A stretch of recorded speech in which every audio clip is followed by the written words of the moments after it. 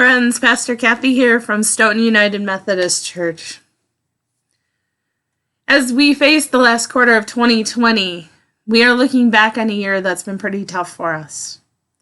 From COVID canceling everything and forcing us to turn inward into our homes, to the loss of way too many of our church family members, we need some hope. For the Stoughton, Wisconsin community, the United Methodist Church has long been a beacon of hope, though.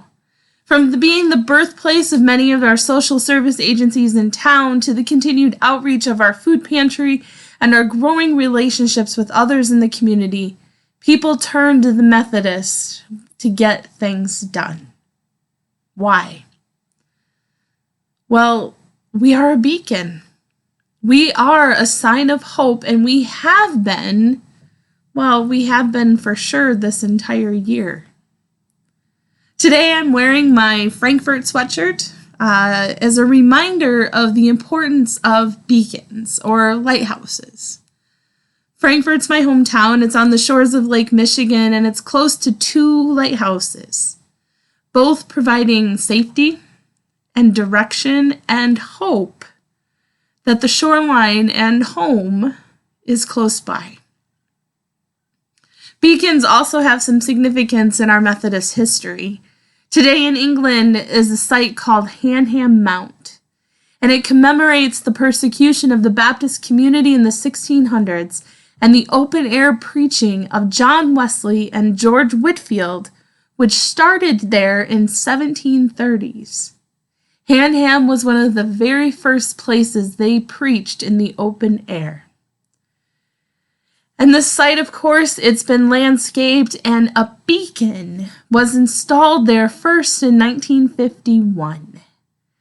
The site's been cared for over the years, and in so much so that they've installed a new metal outdoor pulpit to replace a 1970 wooden replica of one, which gave in to vandalism and the weather, a replica of the chapel pulpit from the Collier School, a school established by Wesley and Whitefield.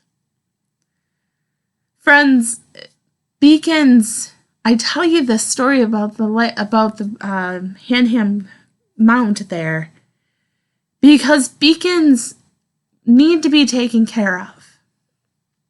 The lights that shine, that provide hope, that commemorate sacred events, need to be refreshed, rejuvenated, and cared for just as they have cared for the community that they serve.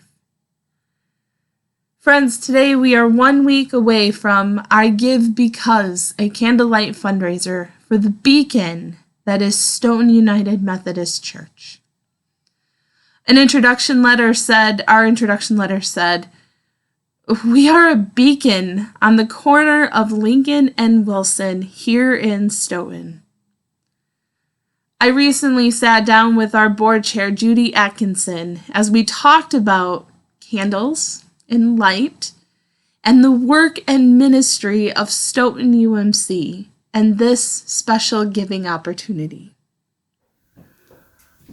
Friends, welcome to this kickoff for our candlelight fundraiser for here at Stoughton United Methodist Church. I'm sitting here with Judy Atkinson. If you hear some dogs barking, it's Daisy and Bronny, the pastor pups, are behind us and underneath our feet here. Judy, I think back to Halloween, trick or treat. Was it last fall, or a couple years ago? Mm-hmm. You had a candle theme. I think it was This Little Light of Mine, right? It was, yep. Why did you pick that theme for your trunk? Because that kind of is where I started. Where you started faith, or? Where I restarted faith, maybe I should say. Oh, okay. Where you restarted your faith. Yes. What was it about the candle, though, that drew you in, or that helped you move that spark to a flame? Honestly, it was that little song that I remember. Oh, I love it. This Little Light of Mine. This little light of mine, I'm gonna let it shine. Yes. Yes. It was that simple. That's the one thing I love about candles, is that they are simple. Mm-hmm. You know, we have a candle here. You can sort of see the flame below the camera here. We have a candle here. It is so simple, right? It's one little candle. It looks kind of funky because it's kind of old and dusty. It's fine. But one candle symbolizes so much. You look at this, you can think of the flame of the Holy Spirit. We talk about Pentecost, right? What else do you see when you see a candle like this? Warmth. Inviting. Hope for me. All of these words when I think of a candle. Warmth, inviting, hope, simple. To me, that's Stoughton United Methodist Church. Absolutely. Matthew 5:14, I wrote the Bible verse there. You want to read that? You are the light of the world. When I think of our church, I think about the ways that we are like a candle. We bring hope to a world through our food pantry, through our worship opportunities. When I think of the warmth of a candle, you think of everything that we're missing with COVID. What's the biggest thing you miss from church right now? It's my fellowship. The fellowship, the connections, the hugging. Just to come and share with you just for a few minutes about why we're doing this candlelight. Participate.